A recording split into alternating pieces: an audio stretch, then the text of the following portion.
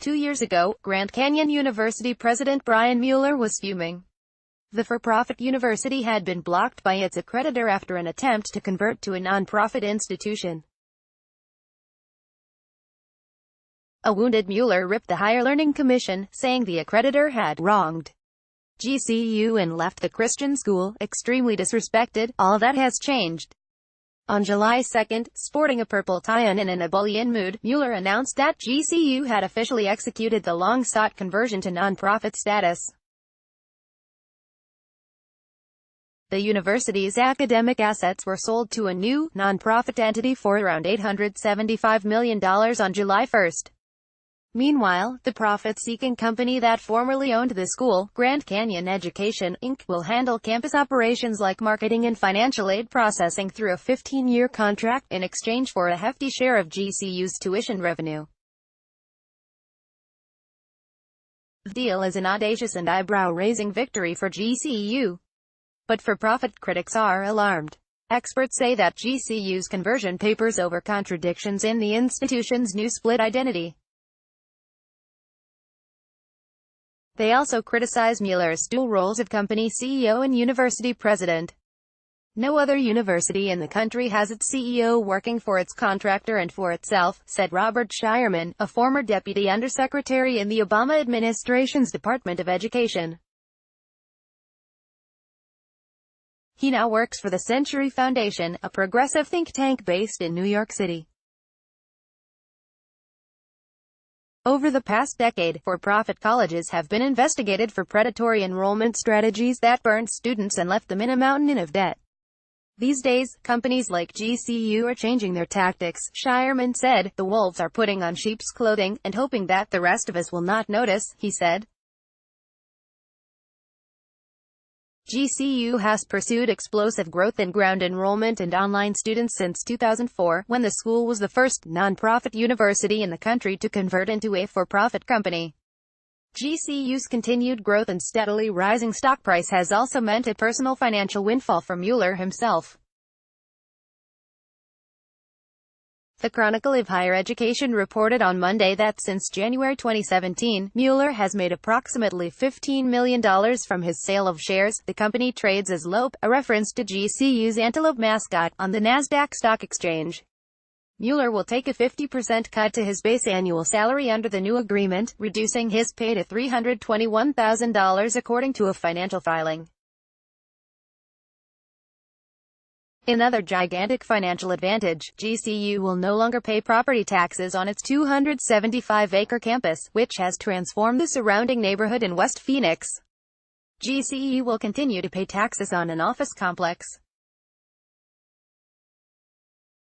Mueller announced the deal in front of a crowd of GCU employees on Monday, looking out over the sea of purple shirts. Mueller told them it was a momentous occasion as he recalled past milestones in GCU history. Brian Mueller, GCU president and GCE CEO. Gage Skidmore, Flicker Southern Baptists founded the university in 1949 in Prescott and moved it to Phoenix 2 years later. In 2004, the university, deep in debt and about to close, was bought by investors and converted to a for-profit company. In 2008, the company went public and received a flood of investment dollars. With the July 1 deal, Mueller suggested that GCU is making history again by reverting to a non-profit. A lot has changed since GCU was denied non-profit status in 2016, including the shift to a new presidential administration that isn't enthusiastic about policing for-profit colleges and universities. In December, GCU submitted an application for nonprofit status to the regional accreditor, and in March the HLC signed off on the deal. The IRS approved the split, too. During the nonprofit conversion, GCU sought to mimic a recent acquisition by Purdue University. The public university in Indiana bought the online programs of for-profit Kaplan University, spinning these programs off as a new, non-profit arm of Purdue with the blessing of the HLC. Mueller will continue to serve as the CEO and chairman of the board of the publicly traded company Grand Canyon Education Inc., which will serve as a campus operations company for GCEU. Yet Mueller will remain the president of GCU, raising the hackles of for-profit university watchdogs. Such dual roles are permitted under guidelines adopted by the Higher Learning Commission, GCU said in a press release. Aside from Mr. Mueller, no other employee of GCU or GCE has a dual role in both organizations. GCU's nonprofit conversion is, in a word, unprecedented. It's also extremely complicated. GCU, as the new, nonprofit school, will have to pay GCE, the for-profit service company, around $875 million via a 7-year loan in return for the institutional academic assets and property.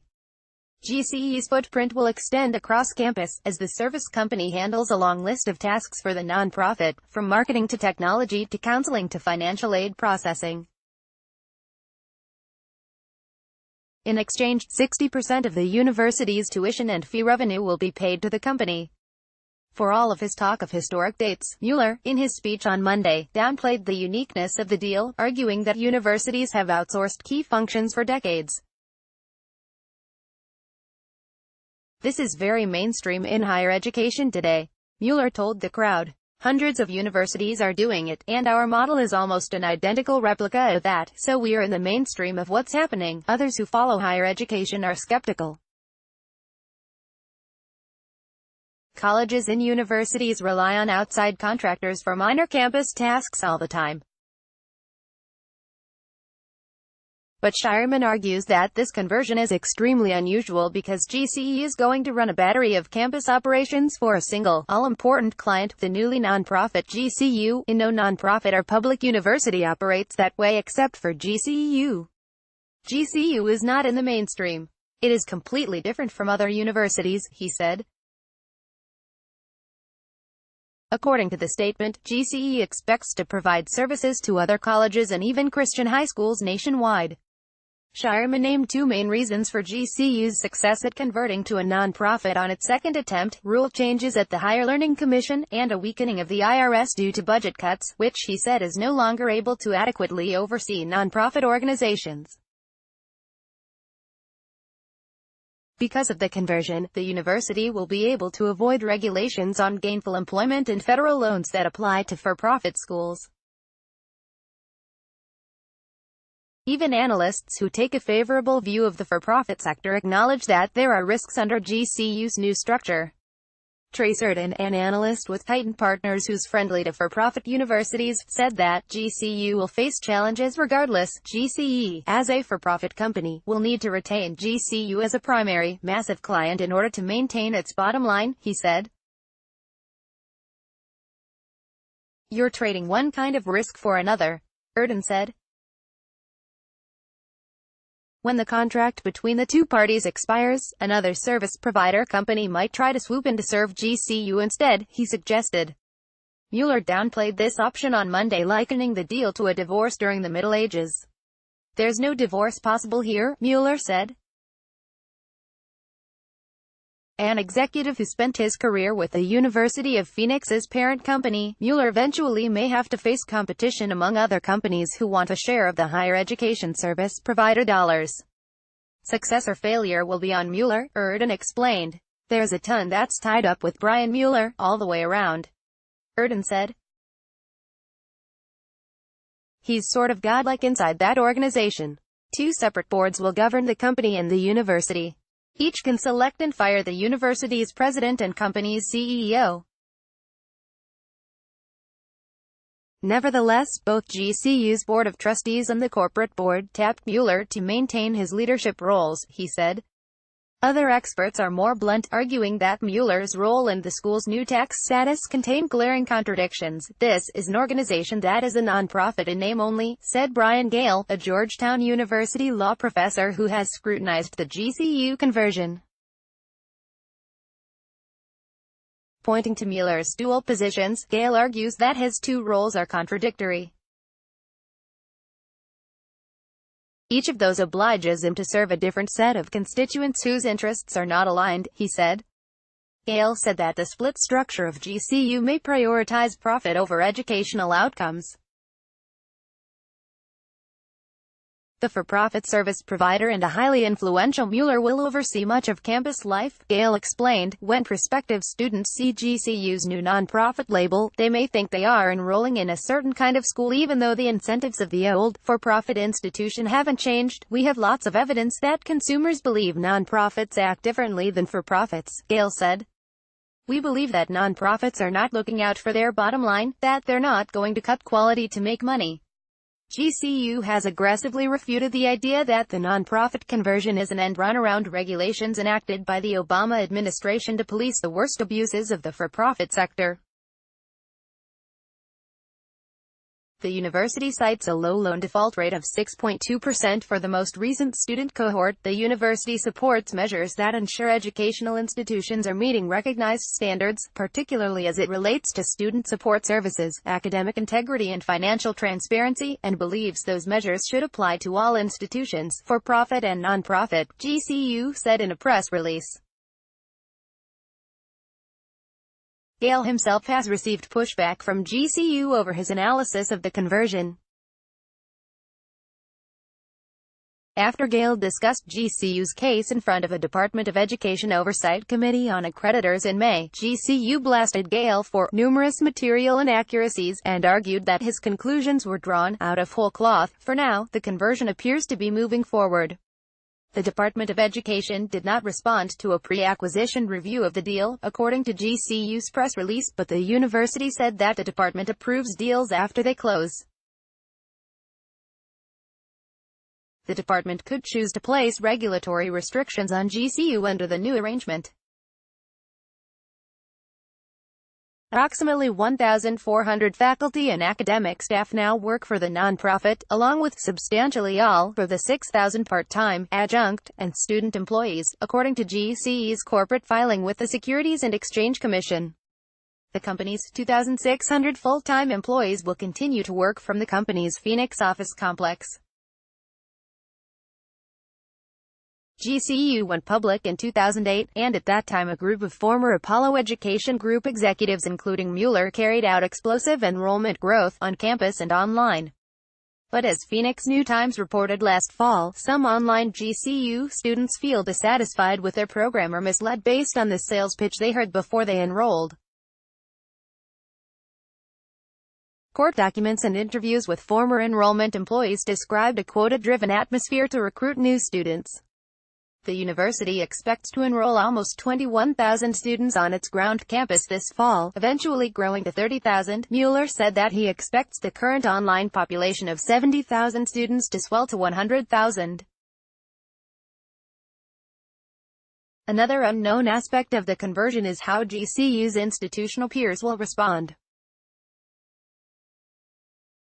There is a running feud between Mueller and Arizona State University President Michael Crow, who has criticized GCU's entree into NCAA Division I athletics. So far, the two universities have not met in D1 competition because ASU has refused to schedule games against the for-profit school located in its backyard. In a statement to New Times, ASU recognized GCU's emergence as a nonprofit Christian college, and indicated that the two schools might collaborate. A central pathway on GCU's Phoenix campus. Joseph Flaherty, as each of us evolves, we see opportunities to work together across a spectrum of activities in academics and athletics, the university's statement said. What we are most interested in is working together to ensure the success of the community more broadly. Arizona needs more high-quality college graduates, and we recognize the role GCU plays in contributing to our graduate pool and strengthening the Phoenix metropolitan area overall. In an email, GCU spokesperson Bob Romantic wrote, "We do not have any comment to the New Times. From Erden's perspective, the conversion is a major victory for GCU. The nonprofit label will invite more mainstream recognition, which will lead to more D1 athletic competition, which will help GCU recruit more students, and so on. They pulled it off, and it's definitely a huge coup for them," Erden said. Experts who are more skeptical of the for-profit landscape are disappointed by the development.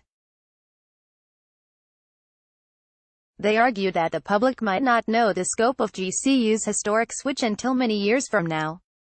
Shireman said that it took years before the titans of the for-profit college landscape began to strain under bloated enrollments and the negative reputation about their sector. Financial pressure caused companies to make questionable decisions intended to spur growth. The expansion tactics spiraled into predatory practices, Shireman said, frequently without the leaders of those institutions realizing what they had done. Usually by the time that evidence emerges, the problem has gotten out of control, he said.